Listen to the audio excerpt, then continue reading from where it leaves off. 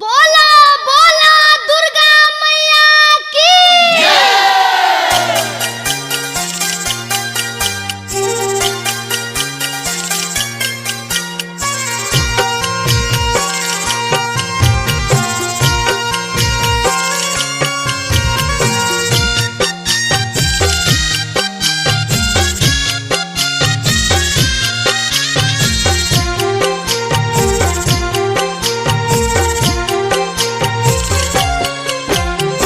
चली जईबू हमनी के छोरी ये माई कैसे सहब जा हमनी जुदाई।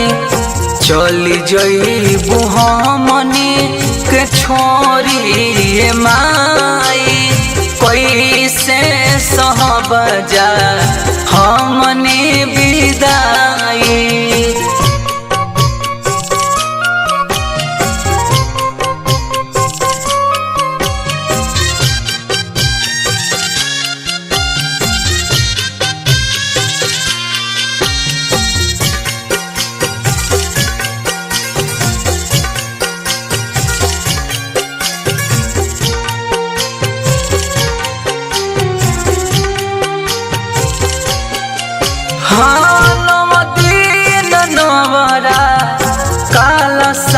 सजनी गैया के घिउआ के दियना जरनी रौए में नैया लगवनी माई कैसे सहब जा हमनी जुदाई।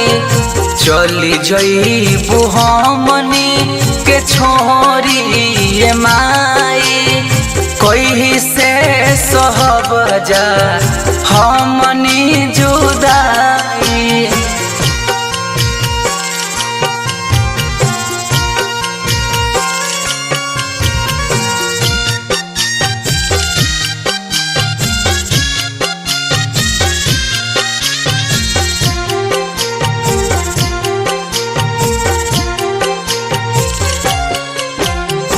माई घर अइली भई उमंग उलास हो जिंदगी के उहे पर बनी गईल खास हो। कहले मनीष तीस दिल से न जाई कैसे सहब जा हमनी जुदाई। चली जईबू हमनी के छोरी ये माई कैसे सहब जा हमनी जुदाई। मां recording studio Masrakh Ibrahimpur. Contact number 96 619 28 228।